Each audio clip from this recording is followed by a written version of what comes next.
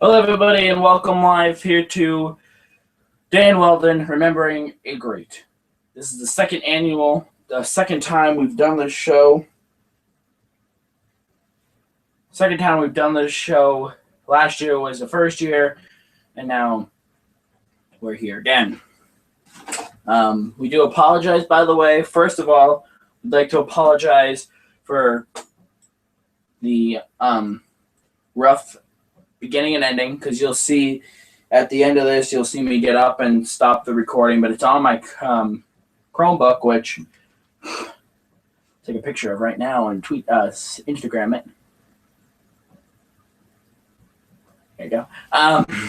It's not. I'm using my Chromebook, which is very clear, as you can see. It's actually everything seems to be going good. Actually, let me know if it's working on your end. But but the last year with the old netbook, I had a wireless mouse. I couldn't find it. We will fix it, because this is actually the first show that we've ever done live with this Chromebook, so we will fix it. But first of all, yesterday was October 16th, and I do apologize because we were supposed to do a show. Right? We were supposed to do a show remembering Dan Wheldon, and I didn't.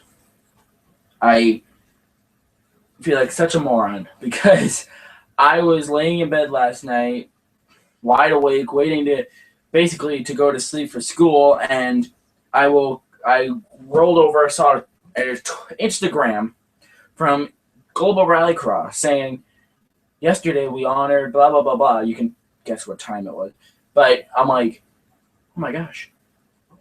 So I put the Instagram tweet out right away saying we didn't forget, and then I said we would do a show tonight, and the reason being, it's actually worked out a lot better, because it's Friday night here, as you guys know, so now we are able to do this a little later. Like right now, 24 hours ago, I was doing homework, getting ready for school for today, blah, blah, blah, blah. Now, I'm able to sit back and talk to you guys. Now, the main focus of the show is Dan Wheldon, so we're not going to go on and on about other things. We'll do that on Weekend Roundup. But anyways, right now, we want to talk about Dan Wheldon.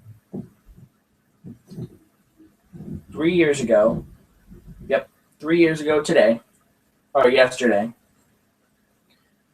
we had lost a great IndyCar legend. Dan Wheldon went into turn 1 in the IndyCar season finale at Las Vegas Motor Speedway. He went into turn 1. There was an accident, and he was involved. Now, there's an official autopsy and all this fun stuff, but we're not going to get into it. See, I could easily tell you right now how he actually died, how his death actually occurred, but I'm not going to, because one, I'm not interested in doing that, because that's just something I don't see being humane to do. You know what I mean? Basically, sitting here talking about how somebody passed away, really, and it's a racing accident. That is what we'll leave it at. It was a racing accident. And now, last year, we did a live show like we're doing now. Of course, it was a lot worse of quality. So as you can see, a year of technology upgrades have helped us. But last year's show, we were on this screen. Now we have 2 screens. It's kind of getting claustrophobic. But we broke down the wreck. We're not going to do that. Actually, we're not going to use any screens this year, as you can tell. But the main thing is this. The first year we did this, In 2012, I talked about my experiences on that day. Now, ever since then, we had to change YouTube channels. So, if you go on our YouTube channel, you actually can't find the 2012, the first annual Dan Wheldon Remembering a Great show. Nowhere to be found, which is probably good because it was kind of bad. If you go on the YouTube channel now, you'll see last year's, which once again is not that good. But if you listen to the audio, which is really all that's good for, you can hear me as my uncle, Devin Poslusny. Everybody who watched it said how I apparently described it in the best way possible. I'm not bragging, just to make that clear. But this year, what I'm going to do is I'm going to take both shows from last year, put them into one. And also, I'm going to make, after the show, I'm going to make a checklist on how to make next year's show better. Anyways, so let's get into this. And by the way, I put the cars over here. As you can see, they're all backed into their garage stalls.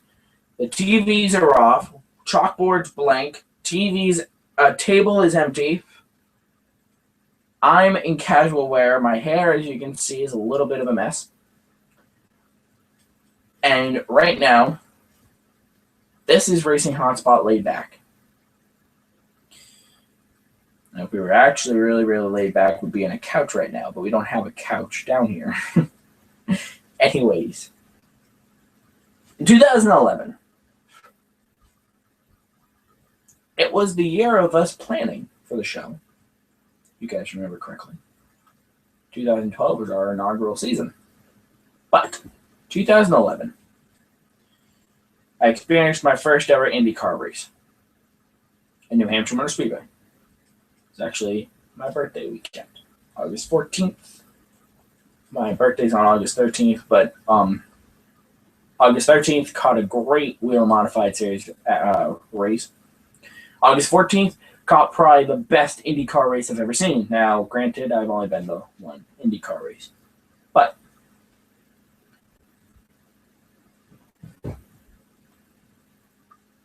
after that race at New Hampshire Motor Speedway in August, in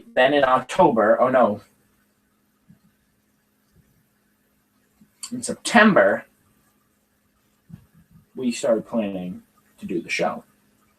And I told myself, okay, listen, we'll do about NASCAR, right? That's what I know. It's exactly the point, the soul of the show. But then I went, what's the name going to be? Racing Hotspot. Let's add some other things. I had heard of Formula One. I'd been like, sure, let's throw that on. I'm not going to be the best Formula One commentator, which you've seen we've developed to have Peter along with us now. But IndyCar was the second thing that we throw on. Now, for those of you who are watching me, who maybe saw me at the race or something, describing to you what Racing Hotspot is, what was the second topic we covered? What is Racing Hotspot? It is a weekly show that we cover NASCAR, IndyCar, Formula One, Global Rallycross, 2D United Sports Car Championship, and the Monster Energy Supercross. IndyCar is always my second topic covered. Have any of you noticed that? That's because IndyCar was actually my second ever series that I covered. Before I went to that IndyCar race in 2011, NASCAR was all I saw. That's it. Now I'm all over the place. But back to the point. When we were planning the show, IndyCar was going to be a definite because I had seen the IndyCar race at New Hampshire Motor Speedway. It was a really fun time. I'd seen a couple other races, not many, and I didn't quite understand it, but I was willing to learn, which, as you guys know, I have. On that October day, October 16th, 2011, I had known that they were having their season finale. I knew it. I knew that the Cup Series, I think, had raced the night before at Charlotte. So NASCAR was done. So I didn't have anything to do on Sunday, really. So my dad and I were like, okay, you know what we're going to do? We're going to pull our camper down to the New Hampshire Motor Speedway. There's a campsite there. Maybe we can empty the septic to the septic to winterize it. Makes sense, right? So we're sitting in the campgrounds, we're emptying the septic, and blah blah blah blah. And I'm looking at the New Hampshire Motor Speedway grandstands, going, "Wow, I really do like that track." Blah blah blah. And I got a call from my uncle. He calls and says, "Hey, are you watching the IndyCar race?" I'm like, "No." He goes, "Well, there's nothing else on, so I am." I'm like, "Okay," thinking he's just calling to talk. He goes, "But there was a huge wreck in turn 3 and 4. Half the field is basically involved on lap 11." Initially, I was like, "Wow, it's different. It must be a great season finale." So, and he said that some of the drivers looked like they were hurt. And when that hit me, I went, "Uh-oh, it's not good." So then, after we were done with at the track, we had to go to my grandparents' house to. They had made us some dinner. So we went into the house, and before we sat down for dinner, I was watching the Indy car. Now, we didn't sit down for dinner. We were kind of picking up and going because my dad had to get home. He had to do some things for, I think, work the next day. So we were picking up and going. So I walked into the living room because I knew David called Grandpa, our cameraman, and I saw the replay of the wreck. And I was like, "Holy cow." My grandfather goes, "Yeah, there's one driver that's injured. They just landed a helicopter on the back straightaway, and now the helicopter's in pursuit to a hospital." At this point, I didn't hear about the name. I didn't know the name. I'm like, "Wow, that's something else." So my dad's like, "Hey, we got to go." So we're driving home, and that was probably the quietest car ride home I ever had because 1,000 things were running through my mind, as you can imagine. And I'm like, So we get home, we park the camper, we unload the food, we're about to have dinner, and I'm like, "Hey, wait, IndyCar." So I turn on the ESPN, and right as I was turning on ESPN, they had Dan Wheldon's picture with the dates. And it was silent. My dad turned and looked at me and went, "Oh no." Now, before then, the only passing of a driver that I was familiar with was Dale Earnhardt Sr. And even then, I was 2. So I hadn't even experienced it. I didn't learn about Senior until I was 7. I started remembering Senior until I was 7. I probably learned about him earlier. So my dad says, "Oh no." And I look at him like, "What?" He goes, "You'll see." And he turns and walks out. And I'm like, "What?" They come back from commercial, still silent. And I was like, "What's going on?" And the commentator, I'm not sure the name, he said, "This is probably the toughest thing about our jobs." But it's part of the job.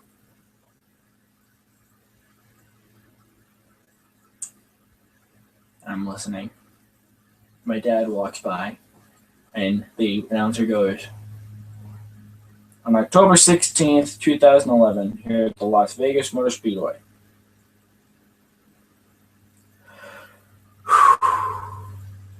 we have lost Dan Wheldon."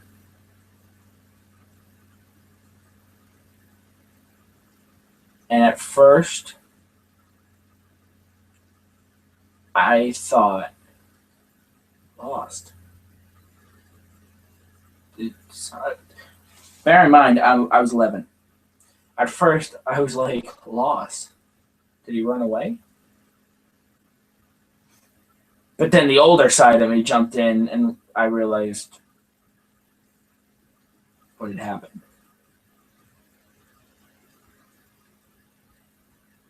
So, and by the way, I know there are still family members of Dan Wheldon, obviously.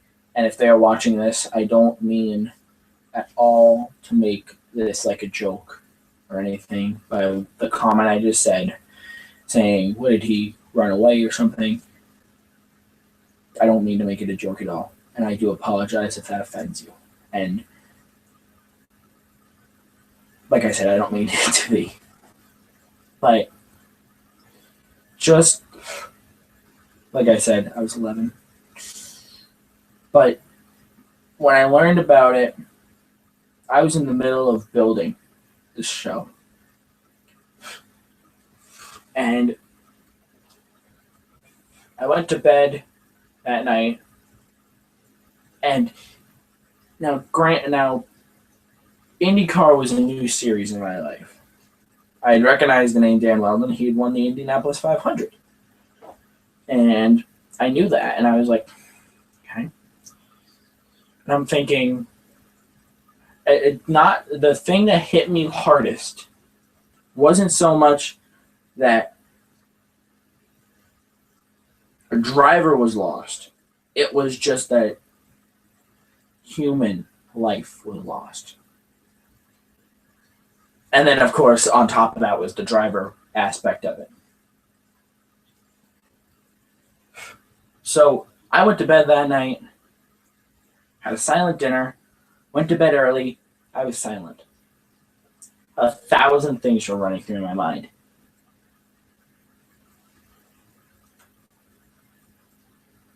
The main thing that was running through my mind was the replay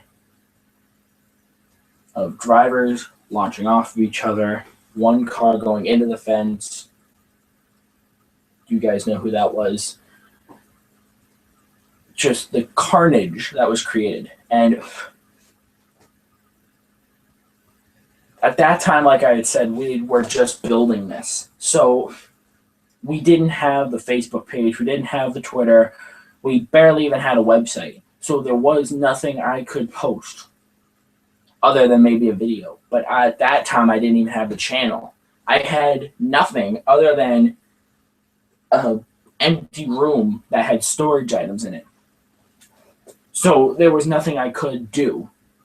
Now, granted, if something happened like this nowadays, within 24 hours, I'm going to be online, probably doing a live stream, talking to you guys about the incident and what happened. But like I did with Kevin Ward and Tony Stewart, or Kevin Ward in particular. Remember that? Within 24 hours of the incident happening, there was a video from us up on YouTube. Anyways, for about a month after, I didn't do anything racing related. At that time, I was still playing with the 1/64 scale cars. I didn't touch those. I couldn't even walk into the studio because the more and more that I thought, the more and more it hit me. And the worst part about this was this. It was a Sunday, right? Typical race. It was a Sunday, and I had to go to school the next day. I walk into school and within minutes. Now, you go to my school or to my class of 2018, and you ask them, what's the first thing that comes to your mind when you think of me? They'll all say racing, NASCAR, something like that. Primarily NASCAR. Some of them will say racing. Some of them will say web show. Some of them might say other things. Some things I might not be able to say on air. But they all knew that I was going to know. they all knew that I was the person to talk to if something big happened in the NASCAR race or if something big happened in the racing world. And Dan Wheldon's passing was a huge thing that happened in the racing world because when Dale Earnhardt Sr. died, which we'll have another show, by the way, in February for him, when Dale Earnhardt Sr. died or passed, to 10 years later, the safety had become so huge. Just the fact of that a driver, an IndyCar, as you guys know, an IndyCar, Formula One, and NASCAR, they're the top 3 series in safety. Because they know that going into turn 1 at Las Vegas in a cup car, they're going 200 miles an hour. Now let's throw that in a light aerodynamic IndyCar. These guys are hitting 215, 230. So when you have a wreck like that, this is actually the older version. The newer cars are a lot safer. But the big impact that everybody went, wait, what happened? In an IndyCar? Those things are the most aerodynamic, safe cars. It blew everybody's mind and explains why. But I walked into school and one of my friends, he likes to stay in touch with me. I'm not going to use a name, but he likes to stay in touch with me. He always talks to me about racing. Some things he says are just out there, and it's like, don't know if I'm going to believe you on that one. But, sorry. He was the first one to approach me. And he's sitting there, and you could tell on my face that I was affected. You know what I mean? I was walking. I wasn't, usually when I'm in school, I'm peppy, I'm happy, I'm talking to everybody, even if it annoys them, I'm talking to everybody. I'm saying hi to teachers, I'm saying hi to students, lower classmen, upper classmen, blah, blah, blah, blah. I'm the social mayor of the school. I may not have the highest social status, but whatever. But he was the first one to come to me, and he knew that something was up. And he kind of, halfway through the day, he put 2 and 2 together. And he's sitting there, he was talking to me about it. And halfway through his conversation, I had to walk away. And he's like, hey, whoa, dude, where are you going? I'm like, I can't talk. Week, 2 weeks, 3 weeks, 4 weeks, a month goes by. I finally go up to him and I'm like, listen. He goes, what? I'm like, I'm sorry about the Monday after the incident. He goes, I understand.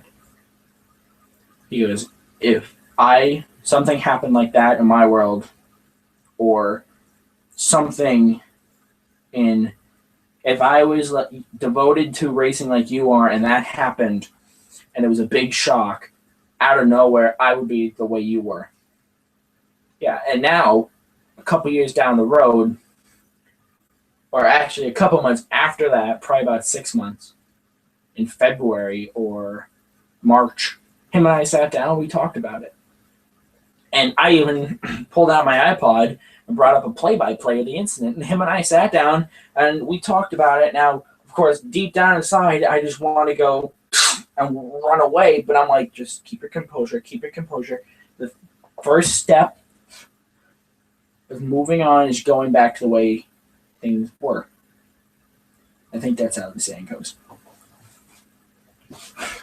Anyways, a month goes by, okay? And this was still storage. I come down here a month later, I'm biting my lip because I'm like, I gotta get to work. It's November, we have 2 months, not even 2 months till February to get going. So I have to strip this, clean it, set it up. And I have no budget. So it was we need paint rollers. Okay, I'll get that to you next week. We need this. Okay, I'll get that to you tomorrow. Blah, blah, blah, blah. So I bit my lip through half the work in this studio. Now, the presence of Dan Wheldon's passing still is in my heart. It is. If I could, I'd put on a banquet for him. Now I'm 15. Don't ask. Don't. We're not saying that in 20 years I won't be able to. Or 10 years. But right now I can't. I can understand why. But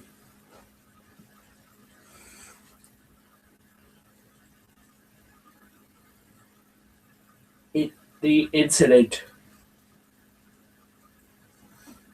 hit me hard.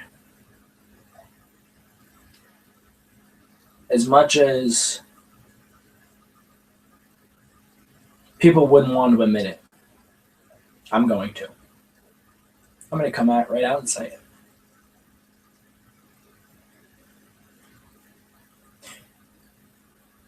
It still hits me.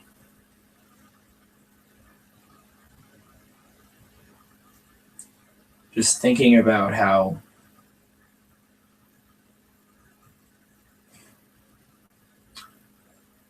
I'm not even going to get into it.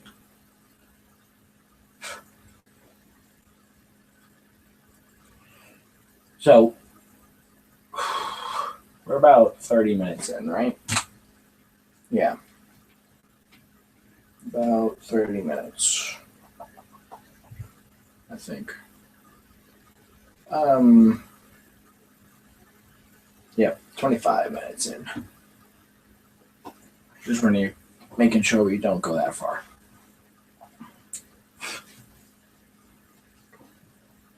So, like we did in February with Daryl Earnhardt Sr.,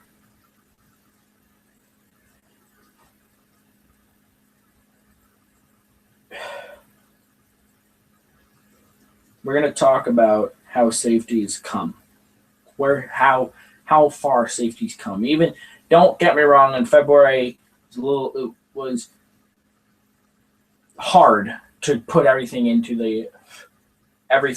because it was 10 plus years of safety improvements. It was safer barriers. It was Generation 6 race car. It was restrictor plates. It was Honda delays. It was, as you guys know, that was like an hour-long show because we went through everything. A little easier now because it's only been 3 years.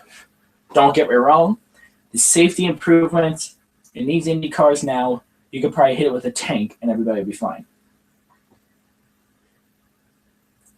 Not saying try to hit it with a tank. So, Dan Wheldon's wreck was like this. They went into turn 1, and the wreck broke out. He launched off 2 other drivers and went top side of the race car into the fence first. Big ball of fire. Fell back into the race surface. The catch fence did its job. It pushed the cars back in. Like I said earlier, we're not going to go into what the cause of passing was. I don't even know. I don't want to know.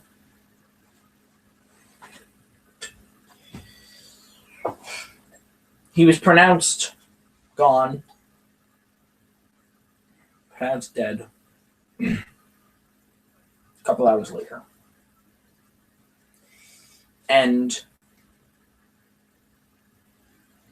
a couple hours later, probably more like half an hour to an hour, and ESPN and ABC were still in the running time because, like I said, it happened on lap 11. So they were only half an hour into their coverage, where they had so much more because it was supposed to be a 400, 500-mile race, and they were 11 laps in.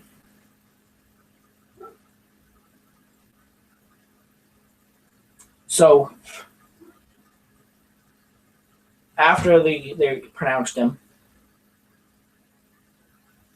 IndyCar did a tribute. I think it was, no, I'm not sure how many laps, but it was 3 wide, couple laps around.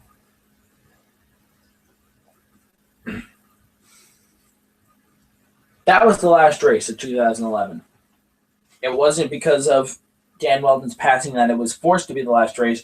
It was the last race on the schedule. Of course, IndyCar immediately ended the race. Dario Franchitti won the championship. 2012. They ended the season in August.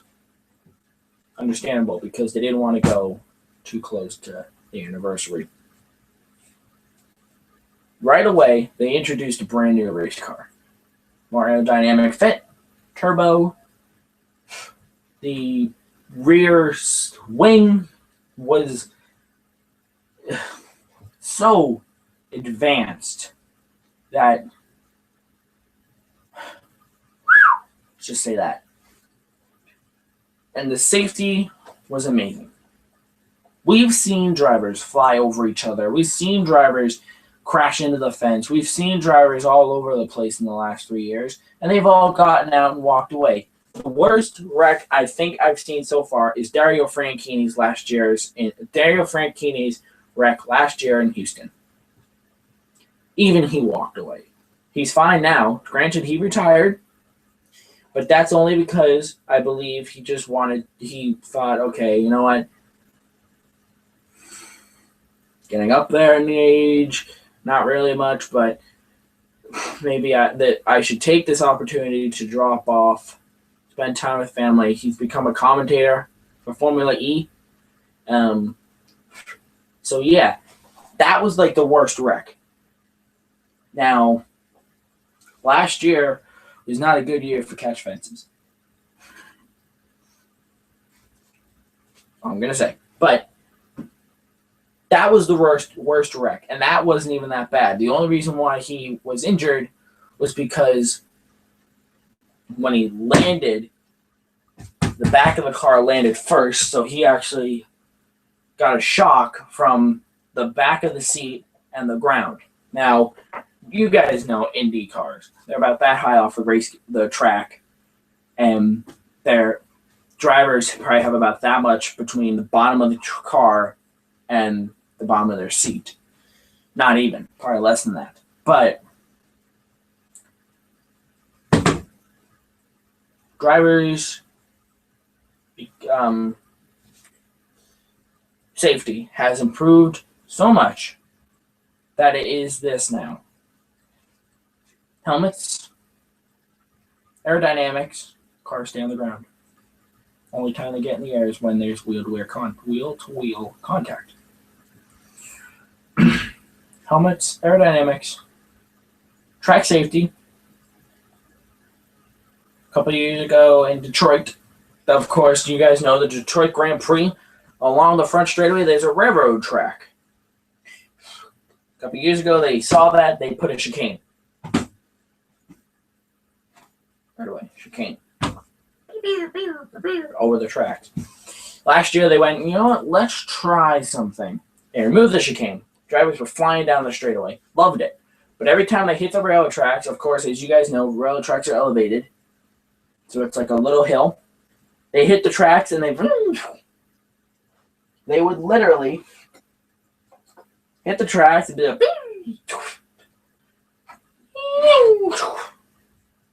and because of that, IndyCar right away said, chicane, and put the chicane back. That right there is an example of they probably could have left it. You know what I mean? But because they saw that these guys can fly, if you had caught one in front of the other, and one went airborne and then the other one airborne and landed on the back, you could have had a big melee, and IndyCar caught it. I give IndyCar a bunch of credit because they saw that on Friday, and the race wasn't until Sunday. They saw it on Friday and went, chicane, put it back. And they did. But the car safety has improved. The driver's helmets and steering wheel safety has improved. We've seen guys hit the catch fences so many times in the last couple of years, and they've walked away. Most recently, I think it was Fontana this year. One guy went up into the fence. Now, granted, he kind of went along the top of the safer barrier, but I don't know. Just the whole safety, the procedure, the as under green flag condition, you have to have your visor down. All the back of the car is much higher than the driver's head because if they flip, now the driver has probably about 3 feet of room, or a foot, 2 foot of room. This way, one, he has a little breathing room, and two, if he can unbuckle, which they don't suggest, if they can unbuckle, they have room to be able to get out.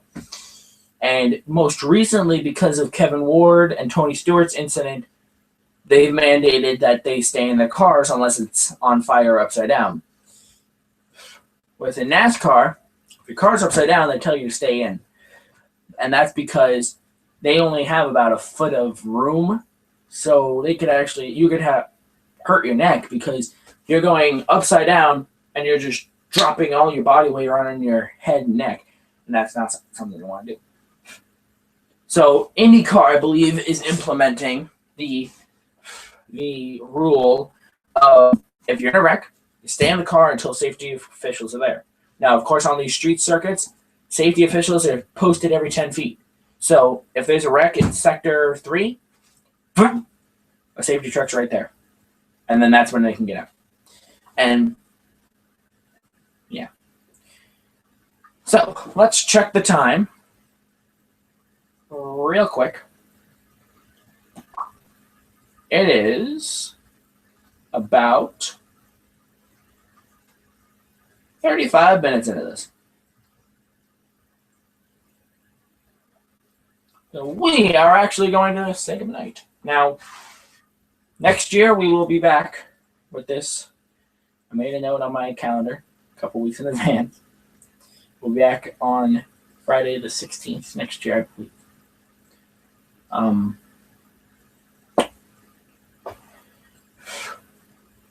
Next year will be 4 years. We'll be back in February, and then again in August next year for Kevin Ward.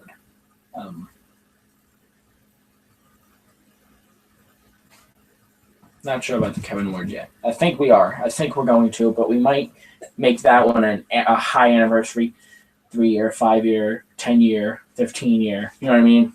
Because we're having so many remembering a great shows that half of our videos are going to be live streams of remembering drivers. But 3 years ago yesterday, Dan Wheldon was lost in an IndyCar wreck that happened on lap 11 in the Las Vegas IndyCar finale. Even still today, Dan Wheldon is in our thoughts and prayers.